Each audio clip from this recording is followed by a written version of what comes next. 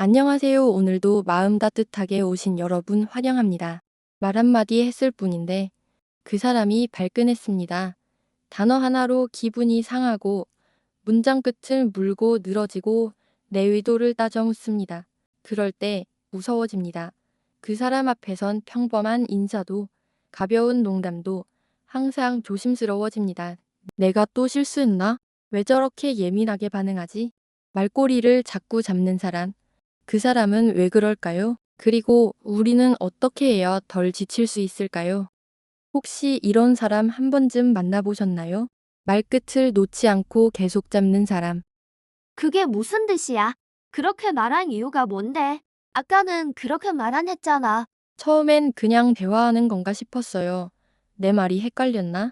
오해가 있었나? 싶기도 하고요.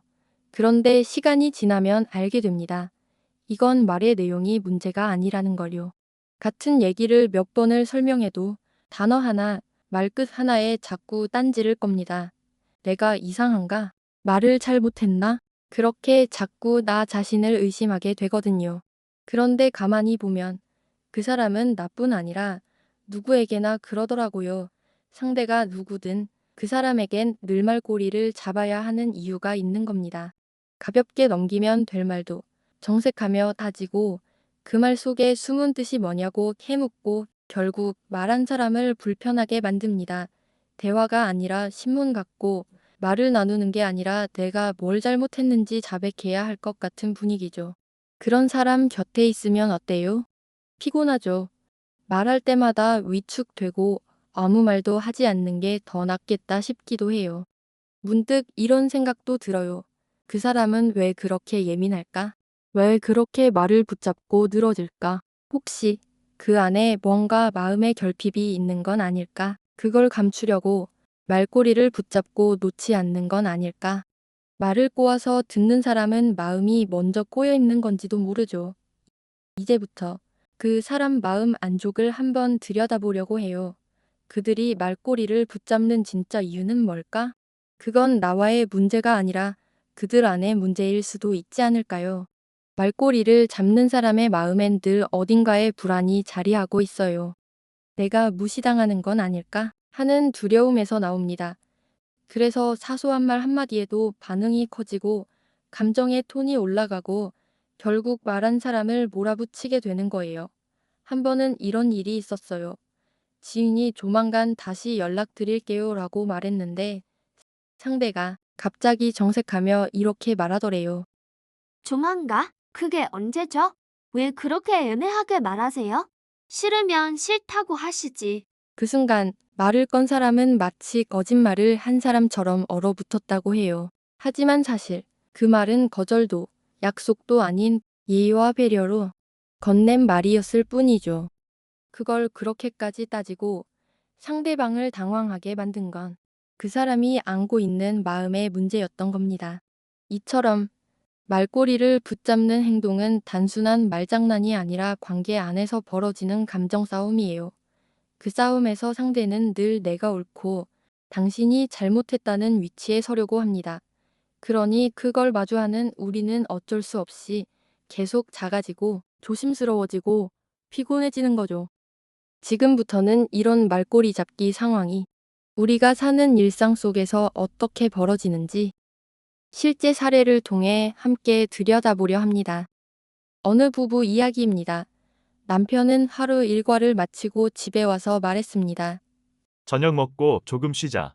그런데 아내는 이렇게 답했습니다. 조금 쉬자고? 그게 도대체 얼마나 쉬자는 거야? 명확히 말 좀 해. 남편은 당황했습니다. 그냥 좀 쉬자는 말인데 왜 그래? 아내는 그 한마디에 묻고 또 물었고 결국 작은 말끝 다툼이 벌어졌습니다. 이 대화가 반복될수록 남편은 점점 말을 아끼게 되고 아내는 말에 예민해져 서로 마음의 거리가 벌어졌죠. 조금이라는 말처럼 애매한 표현이 아내에게는 불안의 촉이 됐던 겁니다. 이 사람이 또 핑계를 대는 건 아닐까? 나랑 시간을 보내기 싫은 건가? 하는 의심과 감정의 뒤섞임이었죠. 아내는 말끝을 놓지 않았습니다. 얼마나 쉬자는 건지 말해봐. 또 누워있다가 자기 일 핑계 될 거잖아. 남편은 처음엔 설명하려 했지만 말이 길어질수록 이걸 설명해야 하나 하는 피로감이 쌓였습니다. 결국 말수는 줄고 표정은 굳었고 대화는 사움이 되었습니다. 그날 이후로 남편은 조심하게 됩니다. 괜히 또 말꼬리 잡히느니 아예 말을 줄이자. 그렇게 말이 줄고 마음이 다치고 함께 있어도 같이 있는 느낌이 점점 사라졌습니다. 아내는 외롭고 남편은 지칩니다. 서로 잘해보려 했던 말 한마디가 서서히 거리의 시작이 되었던 거죠. 이처럼 말꼬리를 잡는 행동은 그 순간엔 작아 보여도 시간이 쌓이면 마음의 벽이 됩니다.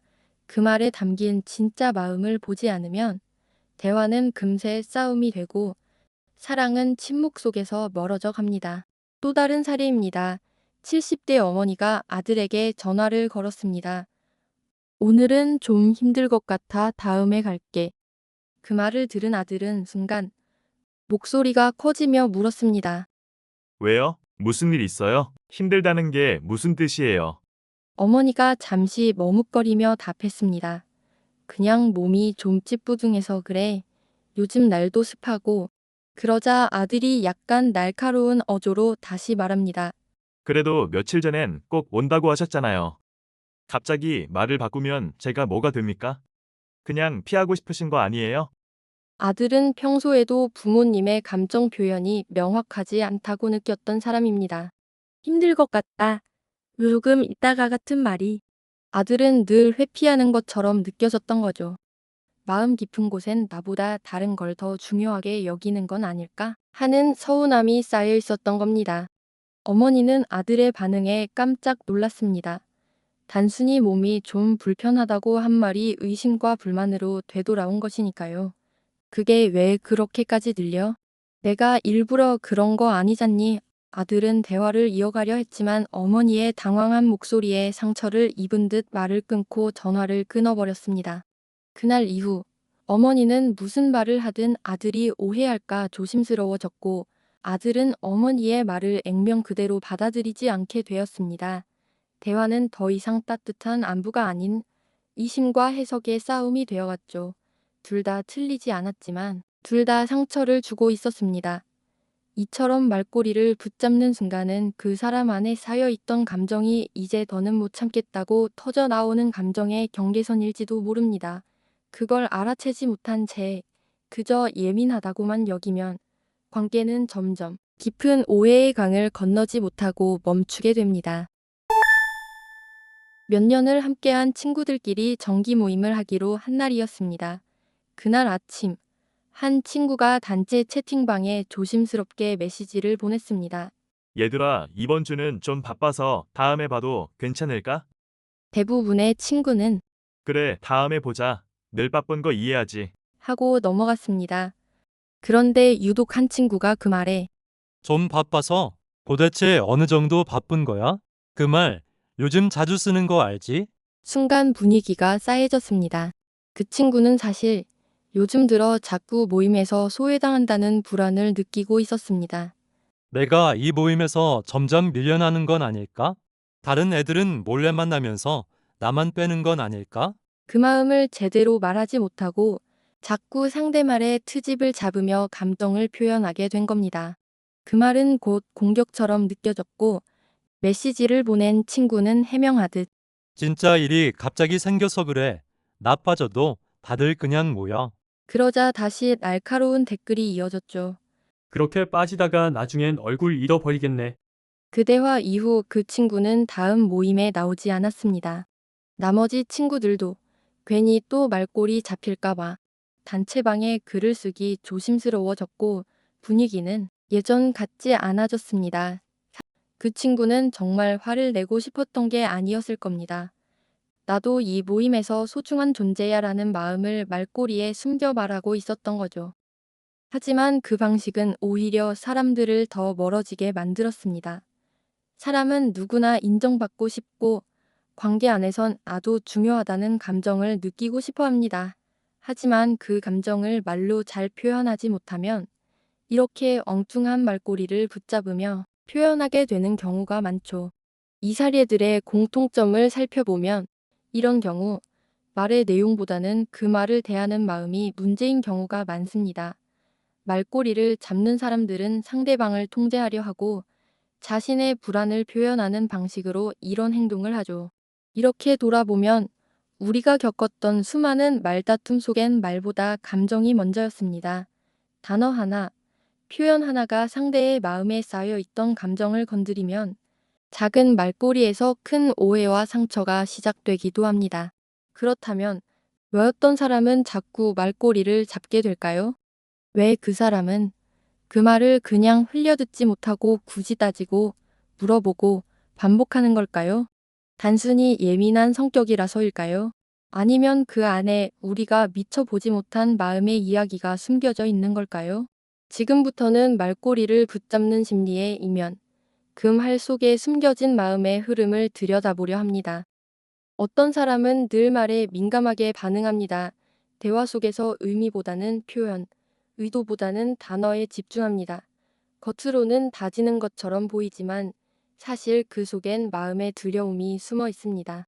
왜 말꼬리를 잡을까요? 말꼬리를 잡는 행동은 단순한 성격의 문제가 아닙니다. 그 사람 안에 있는 감정의 상처가 반응하는 방식입니다. 심리학자들은 이것을 투사적 방어라고 부릅니다. 자신이 느끼는 불안, 상처, 외로움을 상대의 말투나 표현에 붙여서 해석하는 거죠.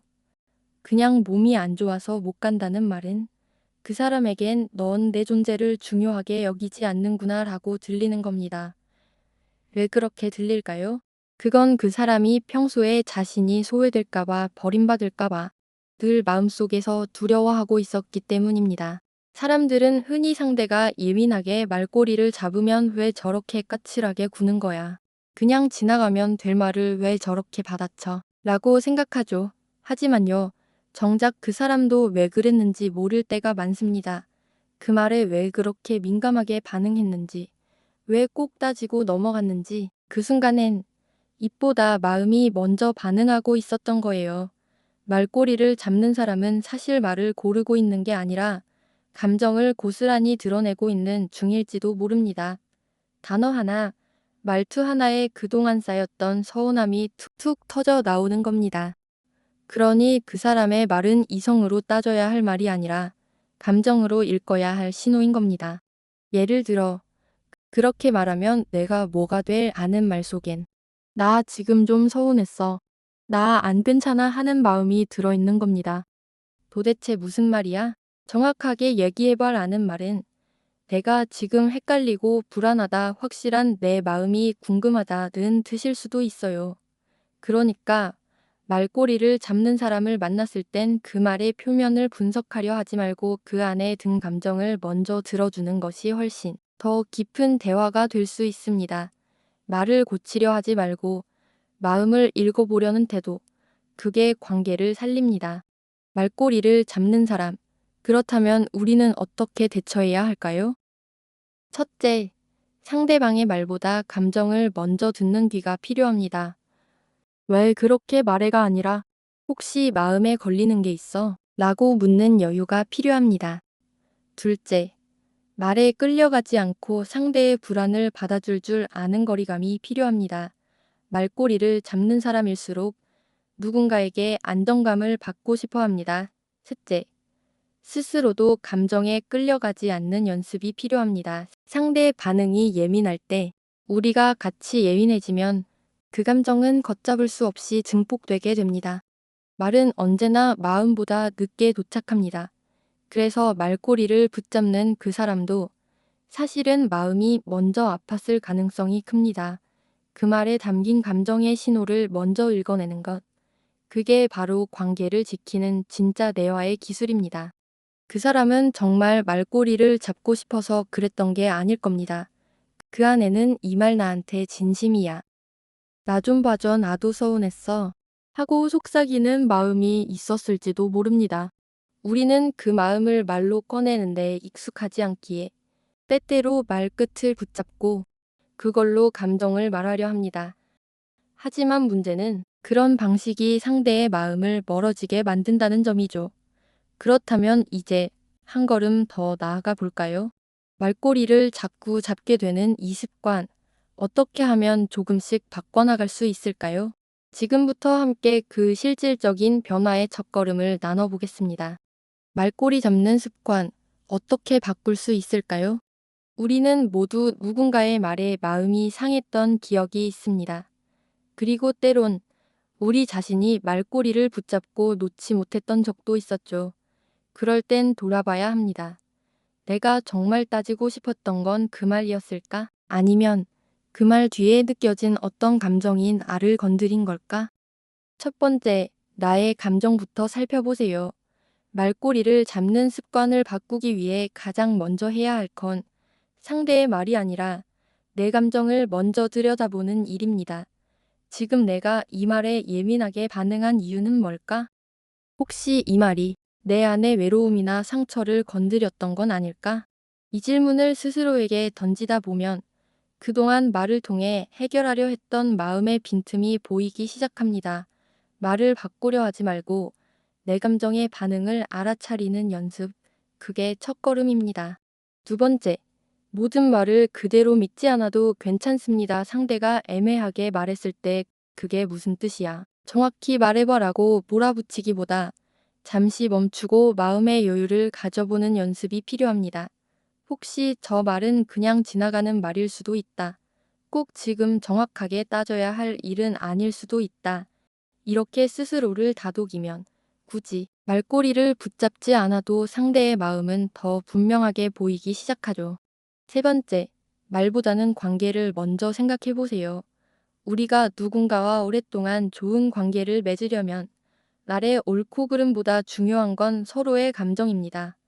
말이 맞냐 틀리냐보다 그 사람이 지금 어떤 기분인지, 말이 예쁘냐 거칠냐보다 그 말에 어떤 마음이 담겨 있었는지, 관계는 결국 말로 망가지기도 하지만 그보다 더 자주 말을 어떻게 해석하느냐로 멀어지기도 하니까요. 네 번째, 마음이 먼저 다정해져야 말도 다정해집니다. 말꼬리를 잡는 습관은 단순히 말을 고치거나 말을 줄인다고 해결되지 않습니다. 그보다는 내 마음이 먼저 부드러워지고 상대의 마음에 귀 기울이는 자세가 진짜 변화를 만들어냅니다. 예전엔 왜 저렇게 말하지? 하고 따졌던 말을 이제는 무슨 일이 있었던 걸까? 하고 생각하게 될 때 말보다 마음이 먼저 들리게 됩니다. 그때부터 대화는 더 이상 말꼬리를 붙잡는 싸움이 아니라 마음을 이어주는 다리가 되는 거죠. 살면서 우리는 수많은 말을 주고받습니다. 하지만 진짜 중요한 건 무슨 말을 했느냐보다 그 말을 어떻게 받아들였느냐입니다. 말에 감정이 실리면 그 말은 날카로운 칼이 될 수도 있고 때로는 따뜻한 위로가 될 수도 있습니다. 우리가 조금만 상대의 말에 담긴 마음을 들여다보려 한다면 더 많은 오해도 말꼬리 싸움도 자연스레 줄어들지 않을까요? 지금까지 말꼬리 잡는 사람의 심리 함께 해주셔서 감사합니다.